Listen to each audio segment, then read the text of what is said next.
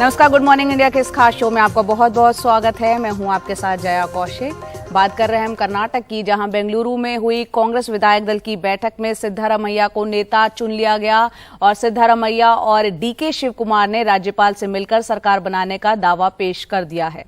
20 मई को यानी कि कल सिद्धारमैया कर्नाटक के मुख्यमंत्री पद की शपथ लेंगे, वहीं डीके शिव कुमार उप मुख्यमंत्री पद की शपथ लेंगे। विधायक दल की बैठक के बाद सिद्धारमैया ने कहा कि आइए हम एक नया कर्नाटक बनाएं। वहीं डीके शिव कुमार ने कहा कि हम कर्नाटक के कल्याण के लिए प्रतिबद्ध हैं। कर्नाटक के अगले सीएम सिद्धारमैया का शपथ ग्रहण समारोह विपक्षी एकता का मंच भी बनने जा रहा है। कांग्रेस ने एनसीपी के अध्यक्ष शरद पवार, इसके अलावा नीतीश कुमार, ममता बनर्जी, उद्धव ठाकरे, नवीन पटनायक, केसीआर, एमके स्टालिन, हेमंत सोरेन, तेजस्वी यादव, फारूक अब्दुल्ला समेत कई विपक्षी नेताओं को इस शपथ ग्रहण समारोह के लिए आमंत्रण भेजा है। इससे पहले सीएम पद से चूके डीके शिव कुमार ने कहा कि मुझे दुखी क्यों होना चाहिए, अभी लंबा रास्ता तय करना है। पार्टी के हित में गांधी परिवार और आलाकमान की बात मैंने मानी है। जो फॉर्मूला बनाया गया है हम उसे स्वीकार करते हैं। और यहां पर आपको बता दें कि कांग्रेस के जो राष्ट्रीय अध्यक्ष हैं मल्लिकार्जुन खड़गे, उनके बेटे और कर्नाटक में कांग्रेस विधायक हैं प्रियांक खड़गे, उन्होंने सिद्धारमैया के विधायक दल के नेता चुने जाने के बाद एनडीटीवी से खास बातचीत की। वो सुनते हैं। कहते हैं कि खड़गे साहब कर्नाटकों को बहुत अच्छे तरीके से समझते हैं। वो जो कॉम्बिनेशन बना खड़गे साहब का, सिद्धरमैया साहब का और डीके शिव कुमार साहब का, एक अच्छा कॉम्बिनेशन था जिसके सामने दूसरे लोग टिक नहीं। क्वाइट नेचुरली, क्योंकि तीनों लोग जो हैं ज़मीन से जुड़े हुए आदमी हैं, तो उनको सोशल डेमोग्राफी पता है, उनको हर मज़हब का नेचर पता है और चुनाव करना भी आता है उनको, हमारे कार्यकर्ता और लोकल लीडर्स को लेके। तो ये जो विनिंग टीम जैसे आप बता रहे हैं आज, तो ये विनिंग टीम का कॉम्बिनेशन भी अच्छा रहा और पूरे हमारे जो कार्यकर्ता है, लीडर्स है, सब एकजुट होकर मेहनत करके आज ये कामयाबी हासिल की। कर्नाटक के लोगों ने बहुत ही बेहतरीन तरीके से उनको ऑलरेडी जवाब दे चुका है कि उनकी गाड़ी इधर नहीं चलने वाली, डबल इंजन नहीं चलने वाली, इधर चलने वाली है सिर्फ कांग्रेस का इंजन। तो कर्नाटक के नए मुख्यमंत्री बनने जा रहे हैं सिद्धारमैया। उनका सियासी सफर कैसा रहा है, कहां से उन्होंने अपने करियर की एक तरीके से शुरुआत की और मंजिल कैसे मिली, इस पर देखते हैं ये रिपोर्ट।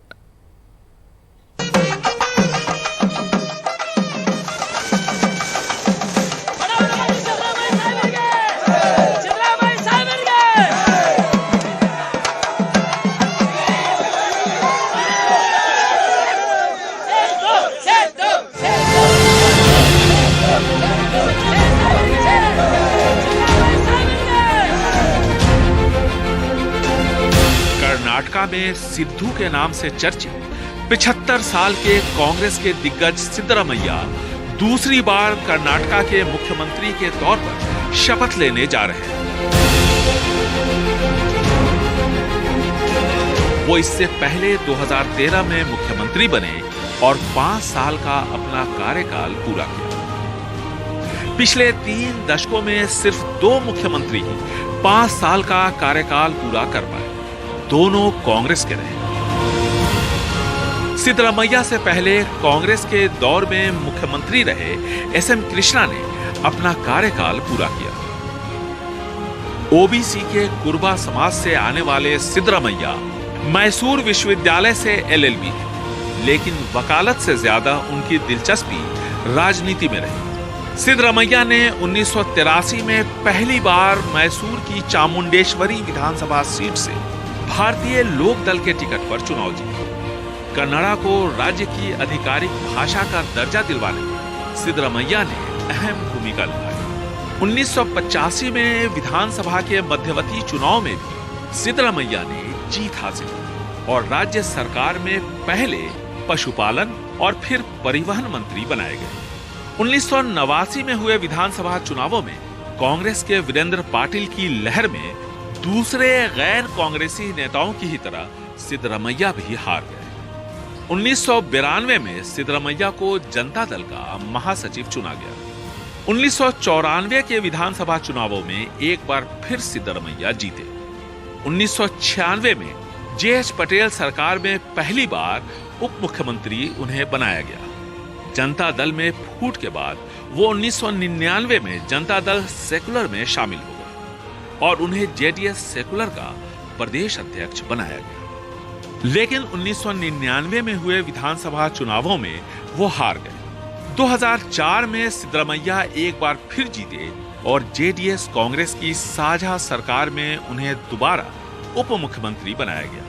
देवेगौड़ा से मतभेद के बाद जब सिद्धरमैया को जेडीएस से हटाया गया तो वो 2005 में कांग्रेस में शामिल हो गए। सोनिया गांधी खुद उन्हें पार्टी में शामिल कराने से जुड़े कार्यक्रम में शामिल हुए। 2006 में हुए चामुंडेश्वरी उपचुनाव में उन्हें हराने पर उतारू कुमारस्वामी ने मुख्यमंत्री के तौर पर अपनी सारी ताकत झोंक दी। इसके बावजूद सिद्धरमैया 257 वोटों से चुनाव जीत गए। 2008 में येदियुरप्पा के नेतृत्व में बीजेपी सरकार बनी तो सिद्धरमैया विपक्ष के नेता बने। 2013 में उन्होंने मुख्यमंत्री के तौर पर राज्य की कमान संभाली और फिर 2018 में विपक्ष के नेता बने। सिद्धरमैया सोशल इंजीनियरिंग के लिए जाने जाते हैं, जिसे कन्नड़ा में अहिंदा कहते हैं, यानी अल्पसंख्यकों, पिछड़े वर्गों और अनुसूचित जातियों की गोलबंदी, जिसे 1972 में मुख्यमंत्री देवराज अरस ने अमली जामा पहनाया था। सिद्धरमैया उसी अहिंदा आंदोलन को मौजूदा समय में आगे बढ़ा रहे हैं। बेंगलुरु से निहाल किदवई, एनडीटीवी इंडिया। आगे बढ़ते हैं, बात करते हैं प्रधानमंत्री के दौरे की। प्रधानमंत्री आज से 3 देशों की यात्रा पर रवाना हो रहे हैं। सबसे पहले वो जापान जाएंगे। यहां पर प्रधानमंत्री 19 से 21 मई तक जापान के दौरे पर वो रहेंगे। जापान में हो रहे G7 शिखर सम्मेलन में हिस्सा लेने के लिए प्रधानमंत्री हिरोशिमा जाएंगे। आपको बता दें कि प्रधानमंत्री यहां जापान के प्रधानमंत्री फूमियो किशिदा से द्विपक्षीय मुद्दों पर मुलाकात करेंगे, बातचीत करेंगे। प्रधानमंत्री की उपस्थिति इसलिए भी काफी अहम है क्योंकि भारत उन गिने चुने देशों में है जो कि परमाणु अप्रसार संधि में शामिल नहीं है। साथ ही आपको बता दें 1974 के पोखरण परमाणु परीक्षण के बाद पहली बार कोई भारतीय प्रधानमंत्री हिरोशिमा जा रहे हैं। ये दौरा इस मायने भी काफी महत्वपूर्ण हो जाता है कि पूर्व प्रधानमंत्री पंडित जवाहरलाल नेहरू के बाद कोई भारतीय प्रधानमंत्री हिरोशिमा शहर जा रहे हैं। जवाहरलाल नेहरू 1957 में हिरोशिमा गए थे। आपको ये भी बता दें कि जापान के लिए भी ये काफी महत्वपूर्ण दौरा है और क्योंकि प्रधानमंत्री फूमियो किशिदा हिरोशिमा से ही आते हैं। आज से 6 दिन के विदेश दौरे पर प्रधानमंत्री निकल रहे हैं और 21 मई तक जापान में वो रहेंगे। जापान के हिरोशिमा में G7 सम्मेलन में शामिल होने के बाद वो 22 मई को प्रधानमंत्री पापुआ न्यू गिनी में तीसरे ऑस्ट्रेलिया FIPIC सम्मेलन में शामिल होंगे और इसके बाद 24 मई तक प्रधानमंत्री ऑस्ट्रेलिया के दौरे पर रहने वाले हैं। इन 3 देशों में शिखर सम्मेलनों में हिस्सा लेने के अलावा प्रधानमंत्री 3 जगहों पर कई द्विपक्षीय मुद्दों पर बातचीत भी करेंगे।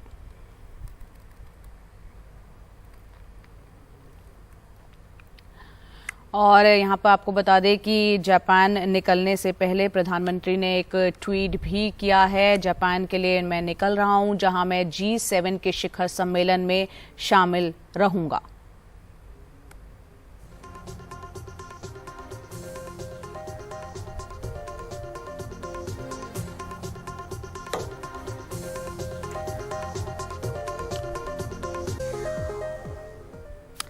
और वहीं प्रधानमंत्री मोदी अब संसद के जो नवनिर्मित भवन है उसका उद्घाटन करने जा रहे हैं जो कि 28 मई को होगा। निर्माण कार्य इसका पूरा होने के बाद लोकसभा के अध्यक्ष ओम बिरला ने प्रधानमंत्री से उद्घाटन के लिए आग्रह किया था। नए संसद भवन का काम रिकॉर्ड समय में पूरा किया गया है। 10 दिसंबर 2020 को प्रधानमंत्री ने नए संसद भवन का शिलान्यास किया था और 28 मई को यहां पर उसका उद्घाटन होगा। आपको बता दें मौजूदा संसद भवन की लोकसभा में 550 और राज्यसभा में 250 सांसदों के बैठने की व्यवस्था है, लेकिन भविष्य की जरूरतों को देखते हुए नए संसद भवन की लोकसभा में 888 और राज्यसभा में 384 सांसदों के बैठने की व्यवस्था की गई है। दोनों सदनों का संयुक्त सत्र लोकसभा में ही आयोजित होगा।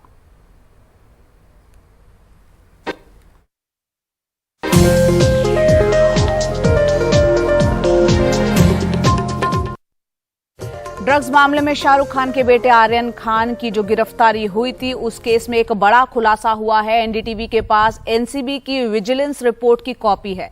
इस रिपोर्ट में समीर वानखेड़े, जो इस मामले की जांच करने वाले प्रमुख अधिकारी रहे, उन पर गंभीर आरोप लगाए गए हैं, जिनमें से एक आरोप ये भी है कि आर्यन खान और अरबाज मर्चेंट का नाम आखिर में जोड़ा गया था।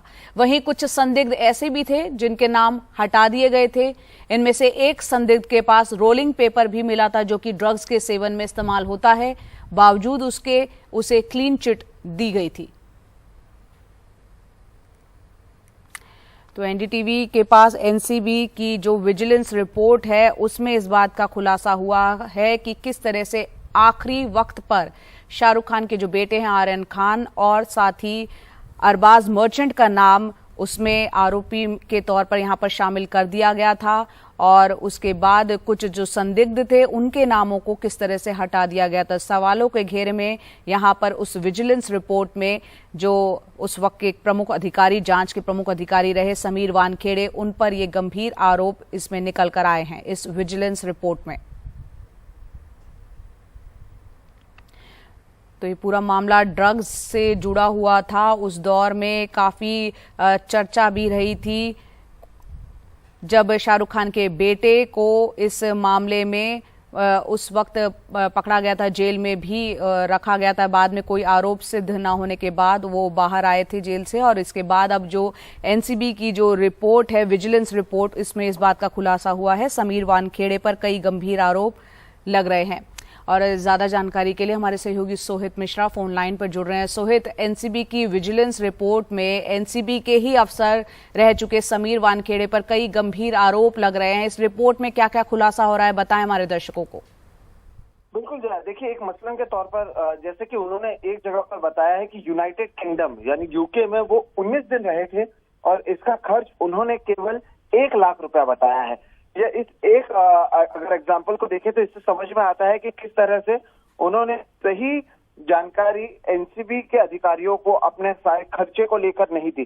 सबसे पहले बात आर्यन खान के अगर मामले की करें तो उसके बारे में इस विजिलेंस रिपोर्ट में कहा गया है कि समीर वानखेड़े ने आर्यन खान और अरबाज मर्चेंट का जो नाम है वो ऐन मौके पर इस पूरे मामले में जोड़ा है। पहले उनका नाम नहीं जोड़ा गया था। कुछ लोग जिनके पास से रोलिंग पेपर तक मिल गया था, उन्हें क्लीन चिट दी गई, उन्हें हटाया गया, उनका नाम इसमें शामिल नहीं है। इसके अलावा यह भी कहा गया कि समीर वानखेड़े ने ही केपी गोसावी को खुली छूट दी थी। आर्यन खान के साथ वो जिस तरह से एनसीबी दफ्तर में घुसे, या बाद में हमें पता है कि किस तरह से 25 करोड़ रुपए मांगे गए, इसमें यह कहा गया है कि समीर वानखेड़े की ओर से ही किरण गोसावी को पूरी खुली छूट दी गई थी। अब किरण गोसावी वही शख्स हैं जिनकी सेल्फी आर्यन खान के साथ उस समय वायरल हुई थी जी। अगर बात करें समीर वानखेड़े की तो ये कहा गया है कि 2017 से 2021 के बीच समीर वानखेड़े 6 बार विदेश का यात्रा कर चुके हैं, 55 से ज्यादा दिन वहां पर रहे हैं, लेकिन कुल खर्च उन्होंने केवल 8,75,000 रुपया बताया है। रिपोर्ट में ये लिखा है कि इतने में जो हवाई यात्रा है उसका खर्च भी मुश्किल से निकल पाता है। ऐसे में वहां पर भी उन्होंने सही जानकारी नहीं दी है। इस पूरे विजिलेंस रिपोर्ट में पता चला है कि 22.5 लाख रुपए की सोने की रोलेक्स की घड़ी को वानखेड़े ने अपने एक शख्स जिनका नाम विरल जमालुद्दीन राजन है, उससे 17,40,000 में उधार में खरीदा, यानी उन्होंने पैसे नहीं दिए। सवाल यहाँ पर यह पूछा गया कि कोई 22 लाख की घड़ी 17 लाख में उधार में क्यों देगा, और कहीं पर इसकी कीमत 22 लाख बताई गई तो कहीं पर इसकी कीमत इसी घड़ी की वो 20 लाख बताई गई। ऐसे में उससे भी जुड़े सही जानकारियां नहीं दी गई। लेकिन जब समीर वानखेड़े को खुद घड़ी बेचना होता है, 4 घड़ी, वो 7.5 लाख रुपए में वहीं पर भेजते हैं इसी शख्स को, और वो शख्स पैसा भी दे देता है। यानी जब आपको घड़ी खरीदना होता है तब आप उधार में 22 लाख की घड़ी 17 लाख में खरीदते हैं, लेकिन जब आपको बेचना होता है तब आपको तुरंत पैसा भी मिल जाता है। तो ऐसे कई सारी चीजें जो हैं वो इस विजिलेंस रिपोर्ट के जरिए सामने आई हैं, और इससे समीर वानखेड़े की जो मुश्किलें हैं वो बढ़ती नजर आ रही हैं। जिस तरह से सीबीआई ने एफआईआर दर्ज किया है उस पर ही बताया है कि जो रकम इनकी जो कमाई है और जो ये खर्च करते हैं उसमें जमीन आसमान का फर्क है। मसलन के तौर पर अगर आईटीआर की ओर से देखें तो 1 अप्रैल 2018 से 31 मार्च 2020 के अनुसार समीर वानखेड़े और उनकी पत्नी क्रांति रेडकर की जो कुल आय है दोनों को मिलाकर वो 45,61,460 रुपए है। लेकिन केवल हम एक मालदीव ट्रिप और एक जो रोलेक्स घड़ी ली गई, हाँ। उसके खर्च को देखें तो वो 29,30,000 रुपए है। ऐसे में आपकी कमाई कितनी है और आप खर्च कितना कर रहे हैं, इसके बीच में सही जानकारी वांखड़े नहीं दे पाए हैं और इसी के आधार पर अब FIR दर्ज की गई।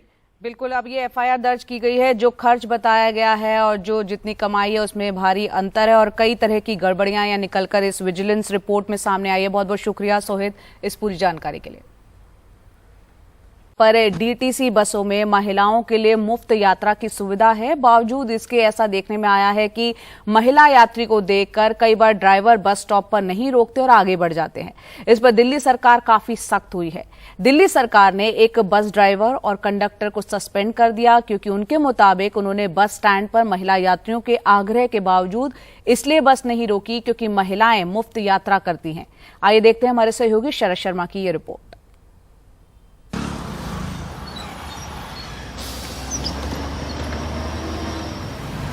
दिल्ली के ITO के पास तिलक ब्रिज बस स्टॉप पर महिलाओं के कहने के बावजूद ये बस नहीं रुकी।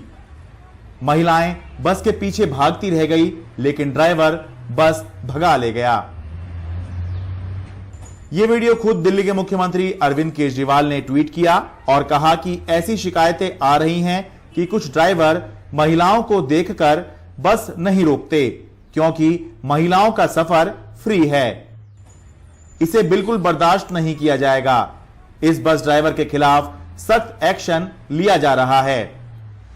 इसके तुरंत बाद दिल्ली सरकार ने जानकारी दी कि उस बस के ड्राइवर और कंडक्टर को निलंबित कर दिया गया है और आगे से ऐसा ना हो इसके लिए DTC में बाकी सभी को जागरूक किया जाएगा। उनको तुरंत हमने उनको ड्यूटी से हटा दिया है और एक इंक्वायरी चालू कर दी गई है। इस पे और हम चर्चा करेंगे, विचार करेंगे कि किस प्रकार से हम ड्राइवर्स को भी सेंसिटाइज कर सकें कि भाई अगर महिला यात्री हैं तो फिर आपने गाड़ी को जरूर रोकना है, बस को जरूर रोकना है। दिल्ली में केजरीवाल सरकार ने अक्टूबर 2019 से महिलाओं के लिए बस यात्रा पूरी तरह से मुफ्त कर दी थी। इसके बाद कई बार महिलाओं की ये शिकायत आती रही है कि वो बस में चढ़ने की कोशिश करती हैं तो ड्राइवर बस आगे ले जाते हैं, उन्हें चढ़ने नहीं देते या उन्हें देखकर बस रोकते ही नहीं।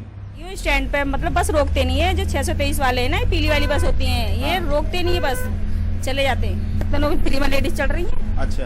और बस में इतनी लड़ाई भी अभी 15 दिन हो गए, बहुत तक लड़ाई हुई है। अच्छा। हाँ, नो लेडीजों का फ्री, जेंट्सों का फ्री क्यों नहीं है? लेडीजों का फ्री टिकट है। अच्छा। मैंने मैक्सिमम देखा है कि AC बसेस जो हैं समर के टाइम में रुकती नहीं है। अच्छा। हाथ भी देते हैं हम लोग, नहीं रुकती हैं। कारण क्या होता है कि आप फ्री यात्रा करते हैं इस वजह से?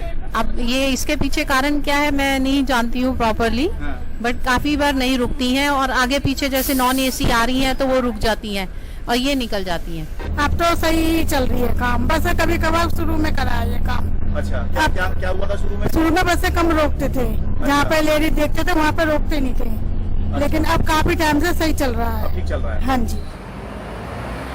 दिल्ली में DTC और क्लस्टर की मिलाकर करीब 7,400 बसें हैं। सभी का संचालन दिल्ली सरकार की जिम्मेदारी है। इन बसों में रोजाना लगभग 41 लाख लोग यात्रा करते हैं। इनमें से 31% महिला यात्री होती हैं। अक्टूबर 2019 से अप्रैल 2023 तक कुल 112 करोड़ बार महिलाएं मुफ्त में यात्रा की सुविधा ले चुकी हैं। इस एक मामले में हुई कार्रवाई से उम्मीद कर सकते हैं कि आगे से महिलाओं को इस समस्या का सामना नहीं करना पड़ेगा और वो अपनी यात्रा सुविधा और सुरक्षा के साथ पूरी कर पाएंगी। समस्या केवल सोच की है, मानसिकता की है, जरूरत है जागरूकता बढ़ाने की है। वरना सोचकर देखिए कि अगर सरकार जनता के ही पैसे को दूसरे माध्यमों से जनता को ही लौटा रही है तो ये मुफ्त या मुफ्तखोरी कैसे हुई? यही तो सरकार का काम होता है और इसी को गवर्नेंस कहते हैं। दिल्ली से मैं शरद शर्मा, NDTV इंडिया।